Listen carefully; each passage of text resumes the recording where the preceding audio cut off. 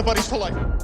What's going on, guys? This is Drake Allen, man. We're back here with the second episode ever of Thunder the Up. Somehow my little brother found his way back on We're back on the set. But, guys, we're wounded right now. I just wanted to immediately report on the game right after. We got our ass kicked tonight. Nothing short of it. We lost 110-88. We scored fewest points scored this season. Paul George, he didn't play bad. He had 30 points. Paul George was Paul George. Russ was terrible. Russ went 0 from 8 from the field before he ever scored his first bucket. It was the third quarter, right? Third quarter. It was halfway through the third quarter. And then on top of that, he picked up his another technical foul, which this technical foul marked his 16th of the season, which that in the NBA textbook gives you're suspended for your next game afterwards. So now he's going to miss the Monday night game against Miami here in Oklahoma City. Just on some dumb The play he got pissed off on and got the technical foul on is when he got fouled by Klay Thompson. And it was really a retaliation play. Yeah. And all he did was bounce back and bowed up against Klay. The ref teched him up. That was that. Boom. I mean, it was an obnoxious play. But, not only that, we just scored terribly offensively. If 30 of the points went through Paul George, that means 50 points were scored by our whole entire team. That's awful. But we're such a defensive team, that goes to tell you how bad we struggle offensively. I mean, we're really good defensively, but because of that, at times we struggle to get creative on the offensive end. Yeah. If we get stuck in the half court, I will say that's when we're I'll tell you this. How many? I'll give you an idea of how many opportunities we get on the offensive end that we don't take advantage of. We have 656 steals with second chance opportunities, which is an NBA best. And look, we go out and put up 88 points. We're the best defensive team, but with basically at times some of the worst offensive team out there. I mean, it makes me upset, really. It just makes me upset. And then we watch the Splash Brothers be the Splash Brothers. Steph Curry went for 30+. I think Klay Thompson did his thing. Draymond Green, he did his thing. I don't know if he was kicking people in the nuts or not, but... No, he was giving them love taps. I saw him run down the court. He was giving love taps. I mean, and that's just what they do, though. I mean, but the thing is what they did, they tired us out on the defensive end, which is where we're strong at, by running these picks and getting around them and getting up easy shots in a defense that's not rotating all the way, just by passing the ball. You know what's quicker than a person? A pass. No human can outrun a pass. And Golden State exemplifies that offense, the way they run it and the way they move without the ball. It's almost impossible to defend. It's too tough to defend. Honestly, it is impossible to defend. The word to use for it is contain. All you can do is contain it to a certain extent, and that's it. And you can prepare for it to your best ability. But I mean, when you got shooters on the floor like Klay and Steph and really Iguodala, I mean, I could keep going on and on with the type of talent that they got on the offensive end. But that's too hard to, like I said, defend. And the more up and down that we play at times is better for us. But like I said, we get caught up in Golden State, the way they play up and down and quick without the ball. We play just here to give you an idea. I wrote down a stat with all of our listen to this, and I do mean this. All of our steals that we get for second chance points, when we go to score, we score within 9 seconds. Meaning we don't around on the other end of the floor after we get a steal. We go and score the ball.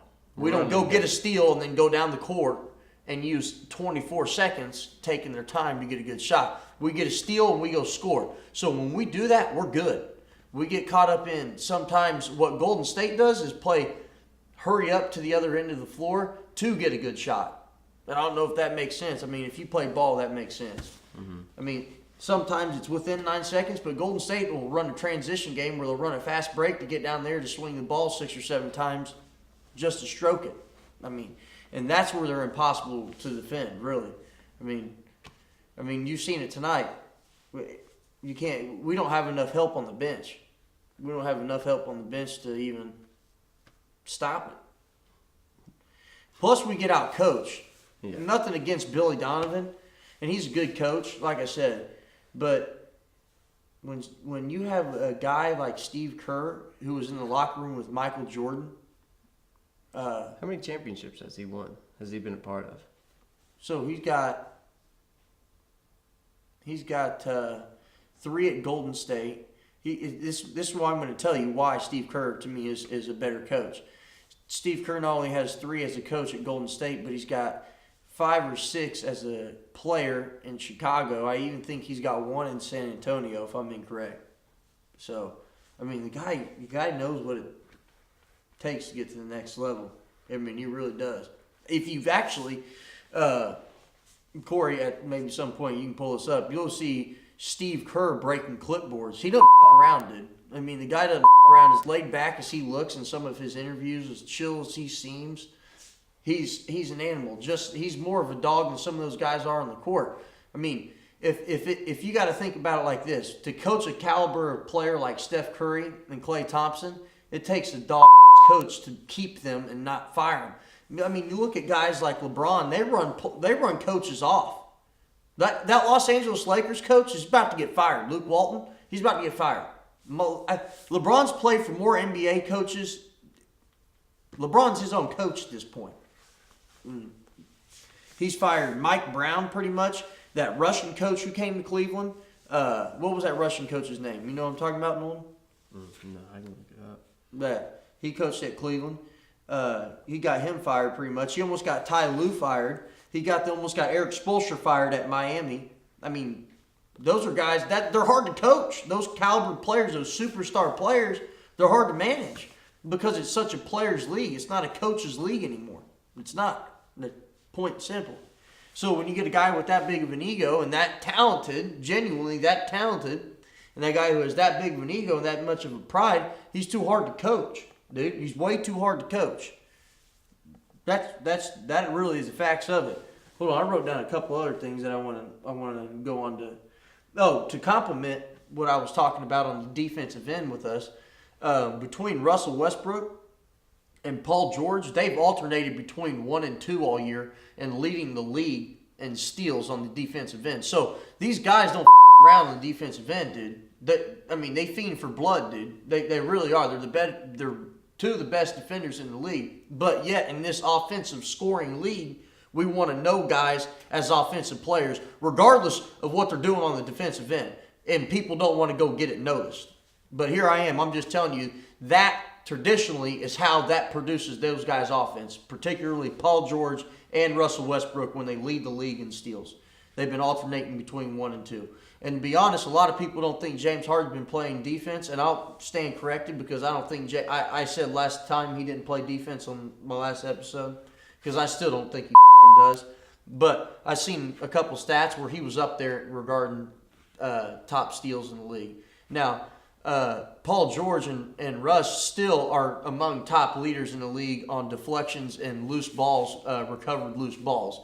So not only are they hitting these balls, they're picking them up. I mean, we're going the other way with them. They're making it into a turnover. They're not just batting the ball away and disrupting the flow of the offense. So, I mean, I want that to go noticed in this guy's play. That should be transparent when you watch these guys. But it's such an offensive driven league. It goes without saying. It's pretty rhetorical, to be honest. But and also too, what I also noticed, I wrote this down with that win, with Golden State's win. To give you an idea, tonight was a bad mixture because Golden State's hot on the road. They got the NBA best record on the road. So not only they just beat our ass in our own home, unfortunately, I hate to say that, I'm a Thunder fan, but they're the best team on the road in the NBA. So I know they didn't have Kevin Durant tonight, but regardless of them playing without their best player, playing in our house, I mean, that's what they do. They're the NBA champions. I mean, there's nobody who's been playing better ball than these guys over the past stretch of 5 years. I mean, we got to come and bring it. I mean, Russ going 0 for 8 before he ever makes a bucket in the middle of the third is unacceptable. You don't win a ball game that way. And then Dennis Schroeder comes in off the bench, and we get more production, and we close the gap in point spread. more with our backup point guard in the game than we do with him in it. No offense. And I know, I mean, he just stresses me out and every other Thunder fan. But, and it also just goes to prove, too, how much Dennis Schroeder has been effective to our franchise this year. He's up there for Sixth Man of the Year, which is a big deal. I mean, he's up there for Sixth Man of the Year, and he's the top 3 candidate for it. It's between him and Lou Williams and another cat. I can't remember. But we got, and Dennis Schroeder comes in when Russ is struggling. And be honest, if we see Russ is going 0 for 8, I get he's a superstar and we paid him $232 million contract. But let's just pull him. Let's pull him. It's like that for any other person when they play bad that they get pulled. So why is that not that way for Russ? Especially when we got a guy behind him like Dennis Schroeder who's proven to be effective. I mean, pull him. Give him a break. Or put Dennis Schroeder in the game with him and then take the ball out of Russ's hands and stop making him the primary ball handler and make Dennis Schroeder the primary ball handler. Simple. But yet we want to continue to run the ball through him and just force it through him because honestly this is what's up about the league is we've invested money in him. And so we feel like we've got to play through him. Regardless of how effective he's been. And that's what's frustrating about professional sports at times because it's turned into a players-driven league rather than a coaches' league. And the organization loses control of these athletes when they decide to pay them the money that they pay them. When nobody else in that when the guy who strokes their checks is making less than the guy who just wrote a check for it. I mean, or equivalent to it. You know what I mean? Especially when you start talking about franchises with part-time owners. I mean, it's simple. Mm-hmm. Simple. Guys, a couple other I want to talk about a couple other things other than Oklahoma City Thunder basketball. I'm a big Miami Dolphins fan. We just let go of our starting quarterback, Ryan Tannehill. Yeah. Just let go of him. That was a good stretch. It was.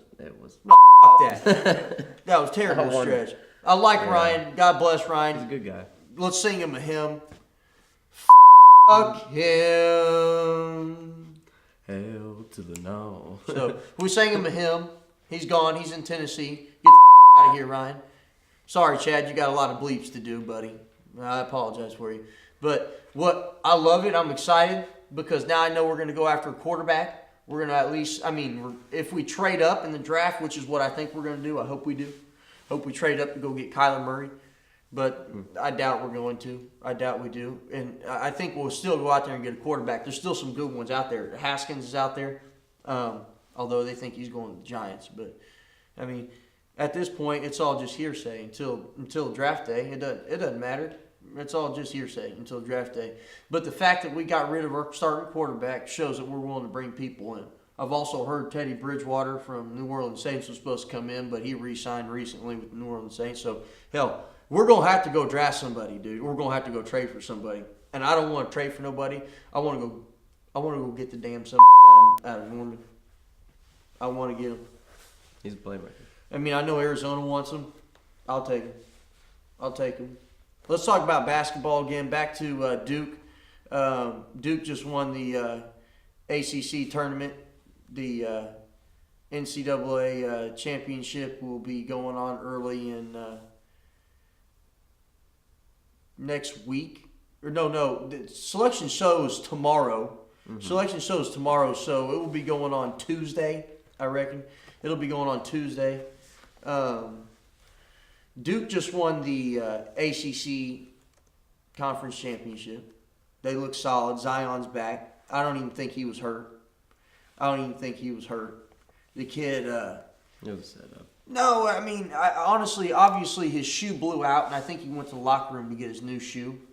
But when he did that, I think they told him, dude, chill. Dude, we're going to we're going to win the ACC tournament, and we're going to the NCAA. Dude, they're going to win the NCAA tournament. There's no question. You think so? Well, they didn't win the Maui, and I think, I got a buddy, I should say, who thinks that generally when they don't win the Maui, they go on to win the championship. How true that is, I don't know. He also thinks everything's rigged. At times, I do too. At times. But, and we'll see how it all goes. I think North Carolina's good. They got a good ball club with that dude with the hair all over the place. Point guard? Yep, he's good. Luke May's solid, big fifth-year senior. He's solid for North Carolina. He looks good. I hope that Duke and North Carolina actually do meet up again in the tournament. I mean, every time they play, it's a throwdown. There was a 1-point ball game last time they played in their ACC tournament. I mean, every time they play, it's a throwdown. Mm-hmm. Every time. My alumni, my Alabama men's basketball, got kicked by Kentucky.